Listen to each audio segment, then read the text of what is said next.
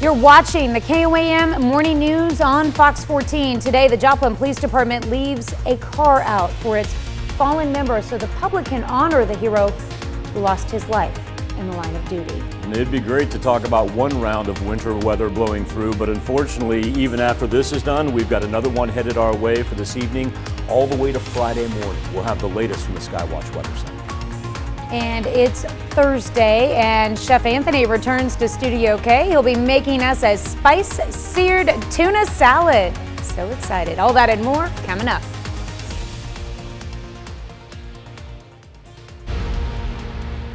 Thanks for joining us for the KOAM Morning News on Fox 14. I'm Tanya Bach. A memorial for Corporal Ben Cooper has been created outside the Joplin Police Department. Members of the community have been placing flowers and cards on the patrol car.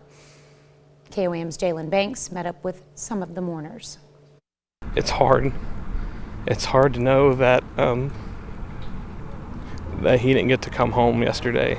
And that's, I hugged my kids this morning and I just felt guilty because he was a good guy. He was a good dude and solid cop, and it just wasn't fair. Corporal Benjamin Cooper wasn't just an officer. He was a friend and a family man. His passing is hard on the community, other first responders, and their families. Joplin paramedic Dylan Mills is a father as well, sharing the importance of first responders to his son. It's hard. It's hard to have these conversations with your kids.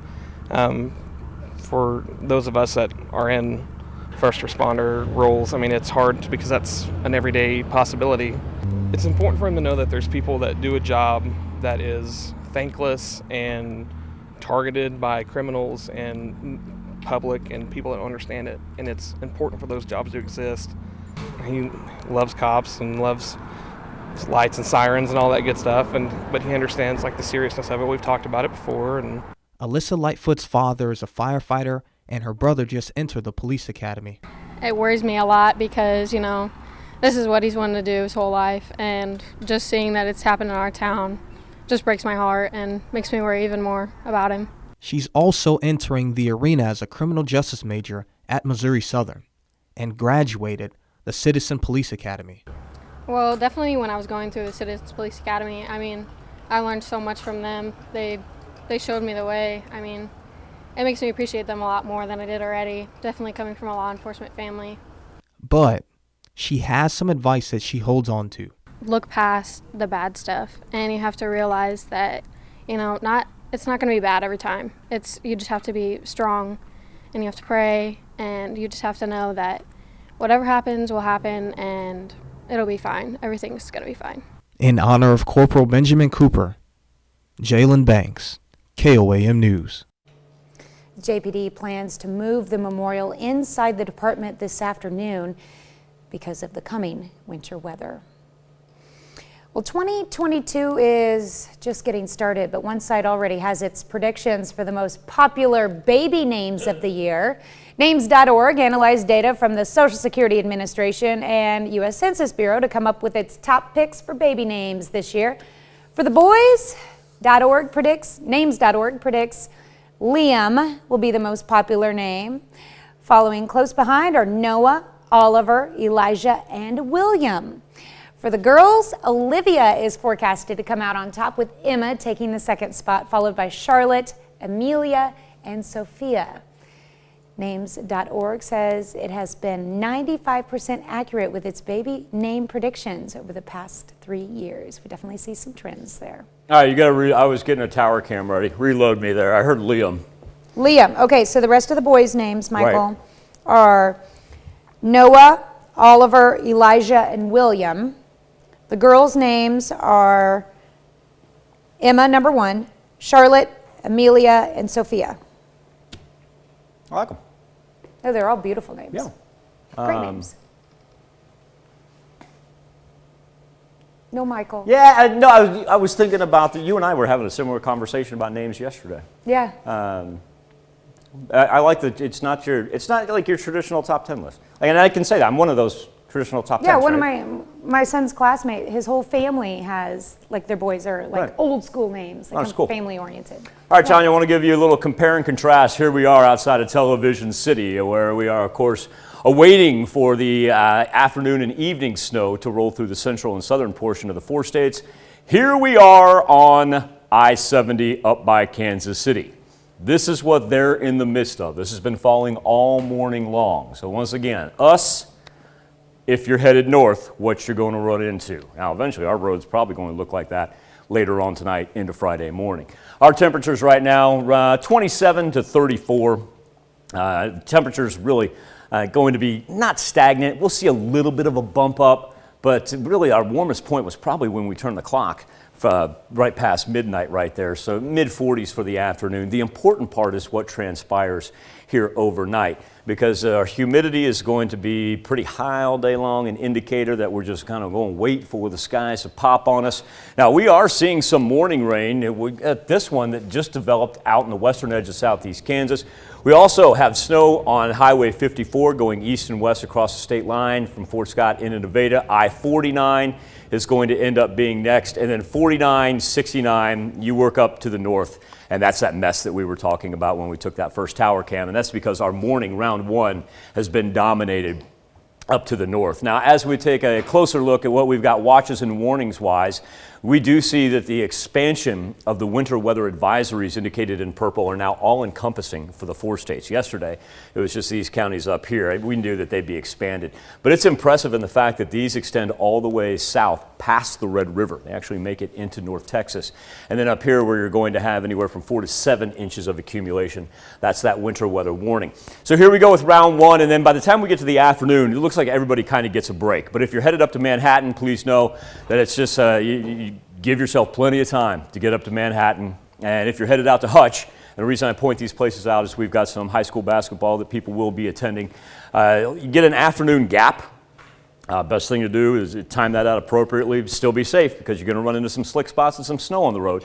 But you get that afternoon gap. And then the entire 4 states, we're entrenched with it from late Thursday night all the way into Friday afternoon before it pushes south of the 4 states. So our accumulation numbers pretty consistently 2 to 4 inches. The dark blue is where we'll keep to 4 to 7, the turquoise there with the 2 to 4. And then just get ready for frigid cold temperatures as the snow is going to stick around there, 7 degrees there from Friday into Saturday.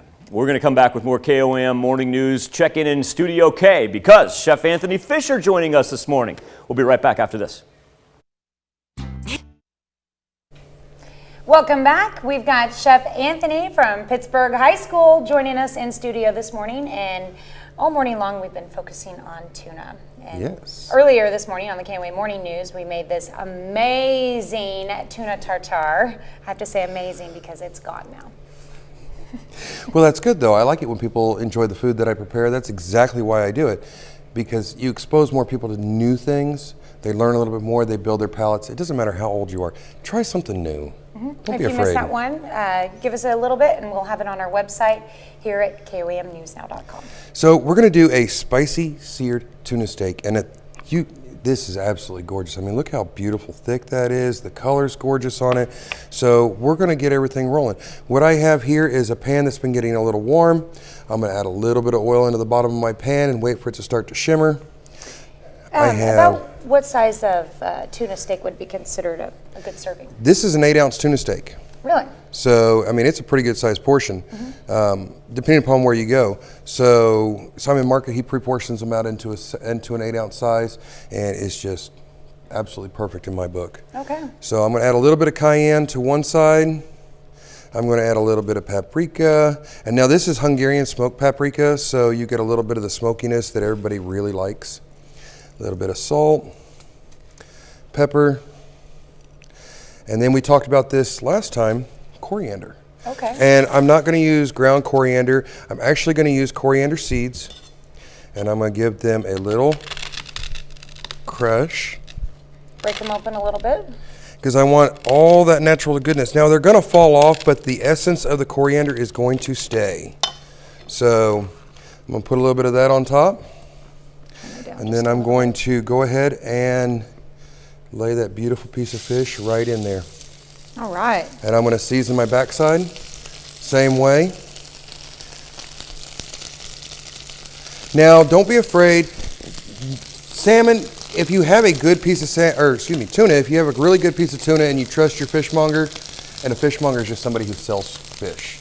So It's a fun name to use. it is. It's Yeah. a really fun name. If you have a good piece, don't be afraid to serve it a little on the rare side, medium rare to rare, because if you trust them, then there's no worries to it whatsoever. So we're going to let that simmer a little bit, and I'm going to give it a little shake. And when it's moving free, we can go ahead and turn that beautiful piece of fish over. Look at how gorgeous yeah. that is. And this is A nice perfect. crust that you've got going on there. Oh yeah, isn't that absolutely wonderful? You don't have to rush this. You don't have to worry too much about it. Let it take its time and don't play with it. Let it kind of sit. If you want it to move and see how it's doing, just give it a little shimmy shake like so. Move it around with your fingers. Don't be afraid to get down in there. You're not going to hurt yourself if you practice. Okay. So we're going This seems like a little bit, is that typical for tuna steaks to be this thick? A good tuna steak is that thick just because you want that texture inside. You want to make sure that that muscle holds together because tuna, the way that it's cut, is not like steak when it's cut. Right. So they have a larger strand in their muscle. You just want to make sure that it'll hold together really well. Okay. And it does. This stuff is just absolutely wonderful in every way, shape, or form. So we're going to let this cook up a little bit, and when we come back, we'll have the rest of it. Okay, so what we're planning on cooking this and then putting it together in a nice salad. Yes, we're going to put it together. Most people think tuna salad, they think tuna sandwich. Yeah, like with mayonnaise and just, out of a can. Yep, but that's okay because we're going to elevate it a little bit. My specialty is modernistic comfort foods. So we're going to take your tuna salad and we're going to make it way better. All right, looking forward to that.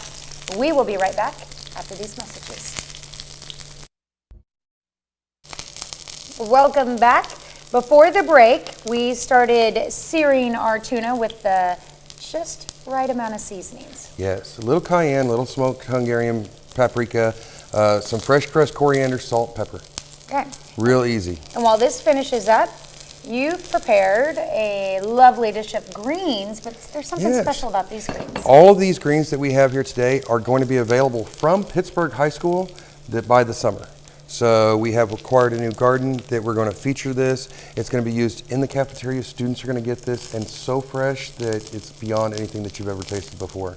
Yeah. So this is going to be a lot of fun. And this particular blend of greens, my students actually put together and planned for this dish, and they created a beautiful herb vinaigrette. So what for are your us. recommendations? Different types of greens for different types of meats, or? No, actually, I always say just go with what you like. Experiment a little bit. And this has a little bit of arugula. It has some butter leaf lettuce in it. It has some basil. It has wasabi arugula in it. And it has the most beautiful Swiss chard and spinach I think I've ever seen. Okay. So we're going to go through here and we're going to pick out exactly how much we want of everything. And I'm going to make sure that I have no big stems. And just kind of toss it around just a little bit. Pick out what I want. Now, why are you particularly picking out the big stems? Well, you don't want a giant stem when you're trying to eat your salad. Just awkwardness? It's an awkwardness when you're trying to eat. So I'm just going to snap it off. Now, the Swiss chard, look how beautiful that stem is and how nice the veins are inside of there. A little bit of wasabi arugula. Adds a nice little pepperiness to it. A little butter leaf lettuce. Look how beautiful that is. And I'm just going to tear it right off. Add it right inside, and we're going to toss a little bit more because there's some spinach in here. There we go. Look at all that beautiful golden goodness. I tell you what, once you guys get your garden growing, the PHS students are going to be spoiled at the salad bar. Oh yes, they are. We had a little bit of this and we served it at the salad bar. The students just totally decimated everything. Will you do other vegetables besides lettuce? We're going to do lettuces and herbs, because they're quick, fast, and they make a bigger impact. And we're trying to draw the students to a little bit healthier of a meal. So this is working very well for them. Nice. Now, here we have our salad mixed together. I just put it in a bowl, tore it up a little bit. And this is a homemade Italian herb vinaigrette. You said made by one of your students. Made by one of my students, Adrienne. She has this beautiful taste for salad dressings, and everything she comes up with is absolutely gorgeous. So I'm going to place it right onto my plate in a beautiful little bed. And then I'm going to reach over here and I'm going to take my tuna right off the grill. Okay. And I'm going to start. Showing us how well we did here. We have a nice crust on top. Look at that beautiful color inside. Ooh. And like you were saying in our last segment, it's okay to let if you have a good fishmonger, you trust them, it's okay to let you have it a little bit rare. Yes, have it a little bit rare. Now, some people, like myself, I like it a deep red, but most people, they're a little scared of that. So when I cook for somebody else, I usually go just a little bit further. And all I've done is just cut it into nice, beautiful little strips, and I'm going to lay it out a little so it looks good. It's all about the presentation. Exactly. Lay it out like so, and then put it right on top of my salad, just like that, and a little drizzle. Oh my goodness. That looks delightful. So simple, so clean, so healthy. You can't get past that. Oh, that's great. Isn't that absolutely stunning? Ooh-wee. Okay, we have to try it now. While I try this, why don't you tell us what we have planned for next week? I actually don't have a plan yet for next week. So if anybody has any ideas, you can reach out here to KOAM or reach out to me at the high school and say, hey, Chef, I'd really like to see you do something like this. So And I I'm know we're taking trying to focus suggestions. on things that you can make for the Lenten season, something Yes. good for your fish Fridays. I'm trying to get some lettuce in there. Buttery greens, okay.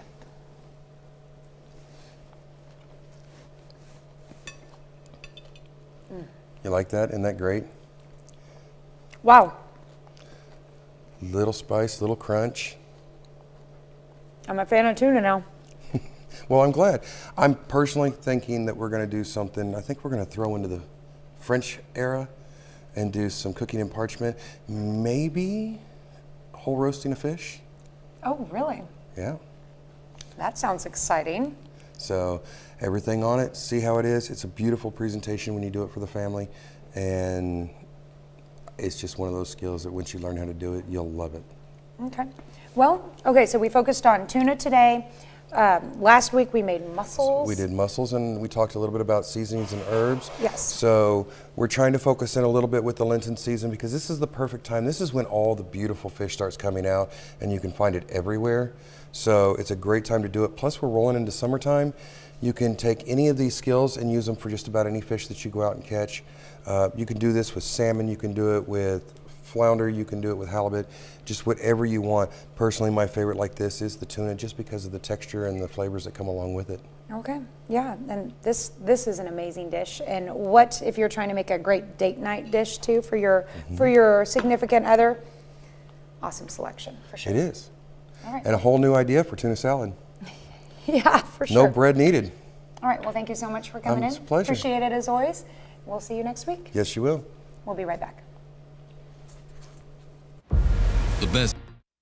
Dive into a little bit of a serious environmental problem and also a health problem that we know about all too well here in the 4 states. Of course, it's also the reason that at one point in time our economy was so successful in this part of the world. It's because high levels of lead, of course, our great mining past that we have.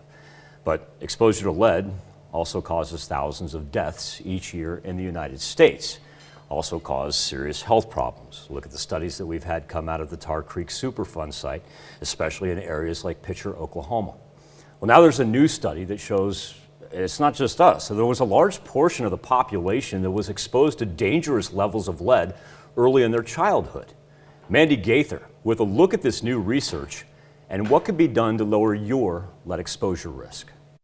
It's highly dangerous and extremely preventable. Exposures to high levels of lead is more common than you may realize, according to a new study published in the Proceedings of the National Academy of Sciences. Finding that almost 50% of the U.S. population was exposed to elevated lead levels when they were children is, just simply eye-popping. The study's co-author says 3/4 of those born between 1966 and 1975 had blood lead levels more than 4 times higher than the current threshold for lead poisoning. Being exposed to extremely high levels of the toxin can cause death, but lead poisoning can also lead to health problems, including anemia, kidney, and brain damage. The average person in the U.S. essentially is lost 2 IQ points, 2.5 IQ points.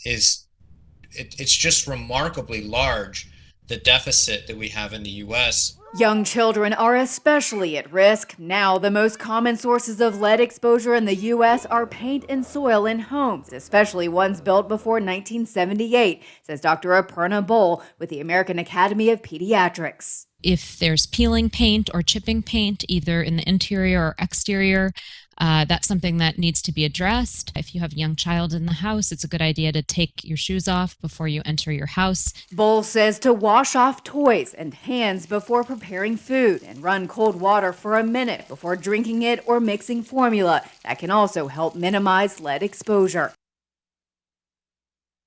For the study, researchers analyzed data from 1976 to 2016 on lead exposure from the CDC's National Health and Nutrition Examination. That estimated lead exposure before 1976, researchers used data on leaded gasoline consumption, archived by the U.S. Geological Survey. Let's take a live look over 7th and Rangeline. 32 degrees is where we stand right now. We're even seeing some little blue sky poking out there, but it's a different story up to the north. That snow that we had worked its way through Montgomery County, now beginning to get into portions of Wilson and Neosho County as well. And now on the other side of the state line, pushing across Highway 54 into parts of Vernon County, right there in Nevada, in between Fort Scott and Nevada, coming down pretty good. 49 and 69, as well as 54 going to be covered. Give you an idea of if you have to track north today. And they're telling everybody in Kansas City to stay at home, as a matter of fact. 3 inches of snow up there, and we of course have the winter weather advisories for all of our counties. And here is what it looks like on Highway 69 at the 199th Street exit. Yep, that's what you're running into up to the north. You can see the flakes still coming down. Now remember, this is round one. We back off this afternoon, then we're going to roll round two for this evening, all the way through Thursday night into Friday morning, especially picking up to the southwest to the northeast, lasting until, I'll say, tomorrow afternoon, south of I-44. Being that 2 to 4 inches of accumulation range for the majority of the 4 states, 4 to 7 inches as you press up to the north, and frigid overnight temps, single digits from Friday into Saturday. That's a look at where we stand and what we're anticipating. We'll be back with more KOAM Morning News on Fox 14 right after this. The time to The 4 states' most watched news starts now. Welcome back to the KOAM Morning News on Fox 14. It's currently 7:31. Let's take a look at today's top stories. Joplin Police Department asked for prayers from the community as they mourn the loss of an officer taken on Tuesday in the line of duty. On Wednesday, police released the name of the fallen officer, Corporal Benjamin Cooper, who leaves behind a wife and 2 daughters. He was a veteran officer of the Joplin Police Department. Cooper started his law enforcement career in 2003 and then returned to Joplin in 2013 and was promoted to corporal in 2016. Over the years, Cooper served as a patrolman, investigator, firearms instructor, SWAT officer, field training officer, and worked with a police K-9 unit at a previous police agency. In February of 2020, Cooper was featured in a spotlight article produced by the department. At that time, he said, quote, "I enjoy serving the community and am proud to be a Joplin police officer." Corporal Benjamin Cooper was 46 years old. A patrol car outside the Joplin Police Department has become a solemn reminder of sacrifice and has also turned into a growing tribute to Corporal Cooper. Over the past 24 hours, people have been bringing flowers to place on the car as they share their grief and honor the fallen officer. Those who knew Cooper point out he was more than an officer. He was a friend and family man. His passing is hard on the community and especially on other first responders and their families. Joplin paramedic Dylan Mills, who was a father as well, was among those who came by to pay tribute. It's hard. It's hard to know that that he didn't get to come home yesterday. And that's, I hugged my kids this morning and I just felt guilty because he was a good guy. Like, he was a good dude and solid cop, and it just wasn't fair. JPD plans to move the memorial inside the department by the afternoon because of the coming winter weather. Corporal Cooper will also be added to JPD's Wall of Fallen Heroes. The memorial is inside the department and lists the names of first responders who have died while in the line of duty in Joplin, dating back to 1885. Cooper will be the 22nd first responder added to the wall. As the Joplin Police Department tries to deal with grief, other law enforcement departments are stepping up to help. Newton County Sheriff Chris Jennings says his deputies will help patrol Joplin for the time being. We sent photojournalist Daniel Camp to speak with Sheriff Jennings about the willingness to help their brothers and sisters in blue. Law enforcement is a family, whether you're here in New York City or Florida or California. It's a family, and it's excruciating to ever see an officer injured or hurt. It's almost, I think, easier on the officers than it is the family members, because the officers, what they're thinking about all the time is getting to that situation to assist, to be involved. They don't have to normally think about what the families have to put up with. So in a lot of ways, it's harder on the families than the officers themselves. You know, I've heard many, many times over the years from people and even the court system that, well, you're paid to take these risks. And that's not necessarily true. We're paid to enforce the law. Obviously, there's a lot of risk involved, but no one here or any other agency is paid to be assaulted or killed. Obviously, the risk is always there. I guess you try to prepare for it the best you can, not think about it, but know that in the back of your mind that it's always there. You have to be prepared. I don't know if there is any way to tell anybody how to handle something like this. It's you train them, you warn them of the possibilities, you teach them from your experience, but I don't know that you can tell anybody how to handle something like this until it happens to them. Some Newton County deputies responded to Monday's tragedy. The sheriff is offering counseling services to those deputies who want it. A 400-year-old hunting bow was recently found in Alaska's Lake Clark National Park and Preserve. Park employees discovered the 54-inch bow last September completely submerged under 2 feet of water. The bow was taken to the Alaska Regional Office of the U.S. National Park Service for conservation. Scientists and indigenous experts have been examining it and comparing it to others collected in the 19th century. They think the cold temperature and lack of oxygen in the water are what preserved the wooden tool so well. Radiocarbon dating determined the bow was likely made around the year 1562. Finding all kinds of interesting things in cold water here in the past couple of days, aren't we? Ernest Shackleton's ship earlier this week, and now that amazing find of that bow in Alaska. Michael, it just makes you want to go under the sea. For those of you that may have heard me guffawing in the back, I was privy to watch a wonderful musical for 3 nights of The Little Mermaid. The kids did just a marvelous job, and Tanya's been taunting me with under the sea comments here. Try to find any story available that's Let's take a live look outside of 7th, or the mothership, excuse me. We'll get to 7th and Rangeline here in a second. That's outside of Television City, where every now and then we're even catching a little glimpse of some blue sky. Now let's go to 7th and Rangeline, where even though we have a mostly overcast morning, it's nothing compared to what's going on up to the north. Our temperatures just kind of stagnant. We haven't seen a whole lot of movement, really, from about 27 to 34 degrees. Let's talk about our Friday morning snow, because we're starting to see it kind of gather out here in the western and central parts of southeast Kansas. We've had this band that made its way across I-54, now into Vernon County, along I-49, and it's going to be one of those where this is round 1. We've got round 2 still on the way. It's been a mess up to the north, and give you an idea, they even have reports of 3 inches of morning snow in the Kansas City area.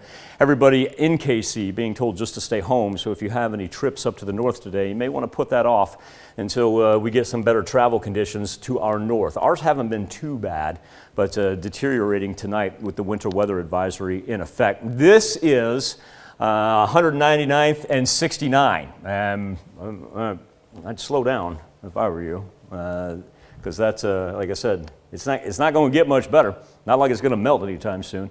So here we go. Round 1 pushes off. Afternoon break tonight, evening-wise. We gather up to the northwest, and as this thing sinks, we get some pretty heavy snow, especially along this band through the central portion, not ducking off south of I-44 until we get into Friday afternoon. Majority of the 4 states going to be in between 2 to 4 inches of snow. Overnight lows very, very cold as well. There's a look at the snow forecast with that turquoise indicating 2 to 4, 4 to 7 up in the dark blue. Be back with more KOAM Morning News on Fox 14 right after this.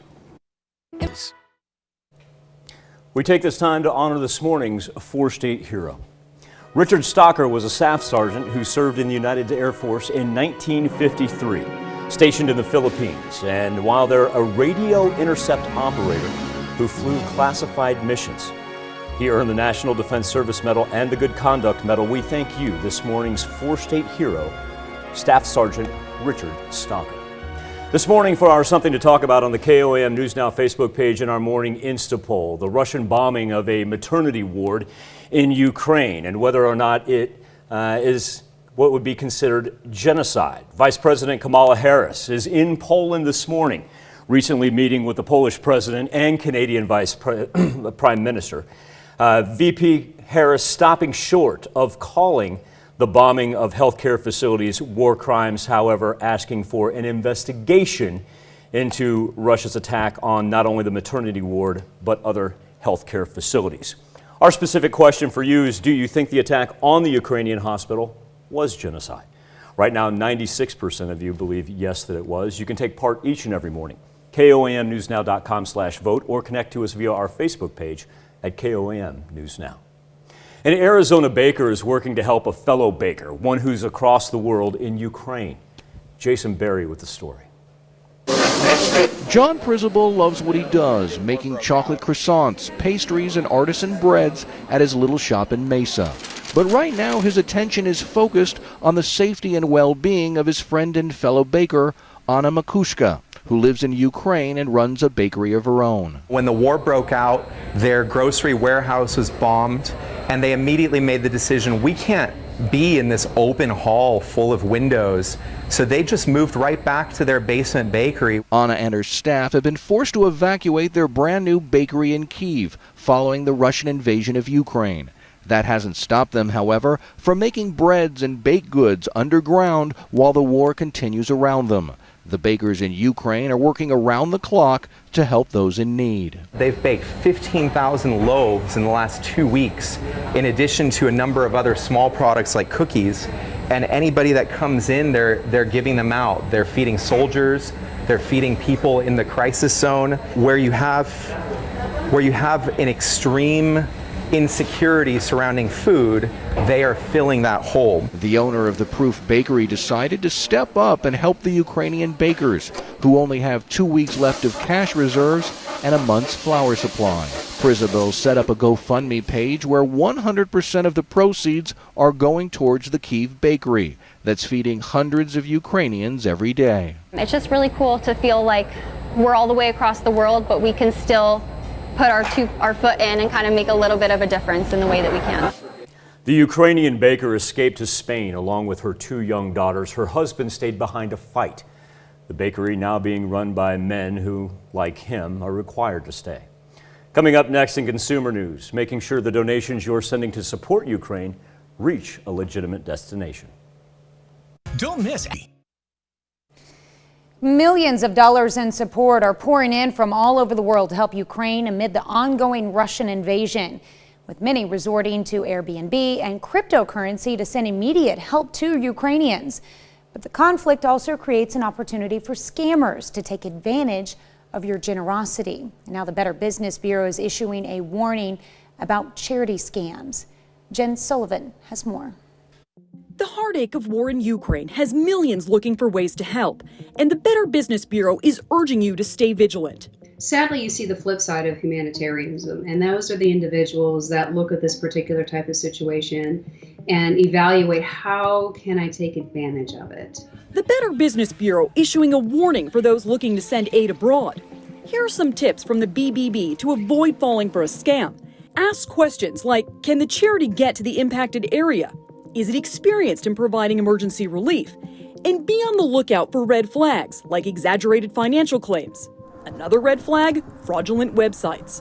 They'll set up a very similar sounding name to a charitable organization and change one letter or two, or transpose letters, or change the extension on a website. Meanwhile, some people looking to help are getting creative and sending aid through crypto. The Ukrainian government has collected over $50 million in crypto assets, according to blockchain analytics firm Elliptic. The BBB says make sure you have an understanding of blockchain and crypto before sending money. We've received some reports through Scam Tracker regarding scams involving cryptocurrency, so it is out there. Others are sending aid through Airbnb, booking stays in Ukraine so that local hosts get quick payouts. The BBB says make sure the stays you're booking are from legitimate local hosts.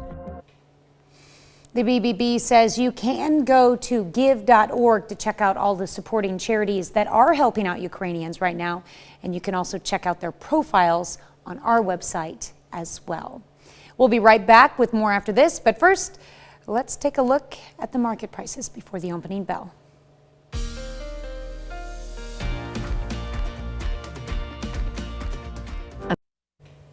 Give you an idea of what we've got radar-wise. Snow coming down through the northern and central portions of southeast Kansas, so that will affect not only Highway 54, but also Highway 69, especially as you move off to the north. We do have a thin band as well coming off of I-49. Remember, the morning is simply round one. The messy stuff has really stayed up to the north right there, as much as 3 inches of snow in portions of Kansas City already, and we are locked in a winter weather advisory. Look at that expiration time, not until 3 o'clock on tomorrow afternoon. That gives you an idea of there's 69 up to the south right there, and we can expect it to even get worse farther north. Then for the 4 states, our highlighted counties, hello tonight into tomorrow morning. Probably looking at 2 to 4 inches of accumulation right there as it completely piles up in the turquoise.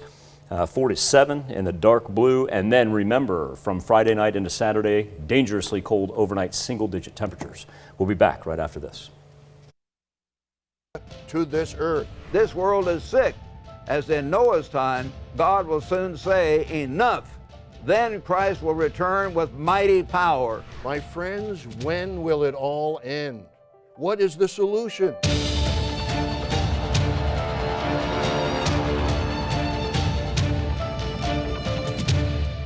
Hi, I'm Stephanie. And I'm Brian with the Fireplace and More store in Schnelly Heating and Cooling. The Train Clean Effects air cleaner uses revolutionary technology that supplies your home with a cleaner, healthier environment, allowing you to breathe easier, literally. Remove up to 99.98% of airborne particles with our air cleaner for your home and say goodbye to worrying about breathing in harmful bacteria and allergens. Call Schnelly Heating and Cooling in the Fireplace and More store to hear how you can create a healthier environment for your home. It's hard to stop a train. This is the most important, amazingest game ever played in the universe. The pitcher is fierce. Danny Roberts is up at bat. And the crowd goes wild! He just won the game! Let's go! Yes! We protect the car you drive. Go get him, Danny. And the dreams that drive you. American Family Insurance. Insure carefully. Dream fearlessly. Sunday, the NASCAR Cup Series heats up as we head to Phoenix for a battle at the Jewel of the Desert. The Ruoff Mortgage 500 at Phoenix Raceway, Sunday at 3 Eastern on Fox. Welcome back to the KOAM Morning News on Fox 14. Here's what's happening today. A Russian airstrike hits a maternity hospital in Ukraine's port city of Mariopol, wounding a number of people. That's according to Ukrainian officials who are still assessing the devastation. As the war intensifies, the White House is warning that Russia might be planning to use biological or chemical weapons to create a false flag operation to then blame on Ukraine. Late yesterday, the House approved a massive spending bill to keep the government running. The Senate is expected to pass the bill, which includes more than $13 billion in U.S. aid to Ukraine and its European allies. Top Democrats were forced to drop plans to include billions in new funds in the battle against COVID-19. And the first person to receive a gene-edited pig's heart has died 2 months after the groundbreaking surgery at the University of Maryland Medical Center. 57-year-old David Bennett's son says his dad's story can provide hope for others needing transplants. Let's check in with Michael with a final look at your weather. Not everything that you see in the central portion of the 4 states right there is actually hitting the ground. Some of that just kind of hanging up there, and the radar picking it up, which is typical for this time of year. Now, as you move out to the west and to the north, we've got Boots on ground and sky cameras that prove that it's over our highways, both 54, 69 and I-49, headed up toward that mess in Kansas City, so please be aware of that. You're headed out to the west. Looking good so far. That won't pick up until later on this afternoon. However, I know we've got a fair amount of people headed up to Manhattan. That is one of those, give yourself plenty of time to get up there.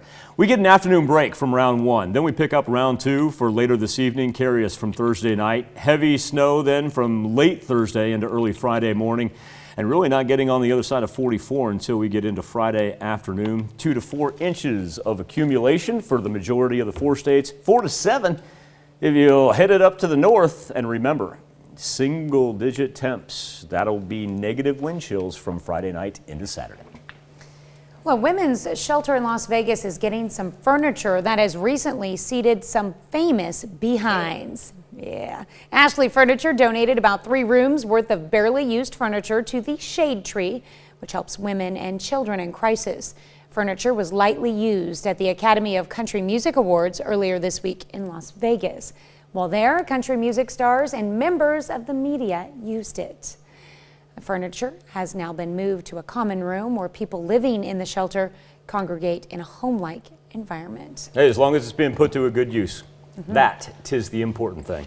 Definitely. Thank you so much for letting us put the good in your morning. Be back with more news and weather when we see you at noon. Have a great morning and an even better day.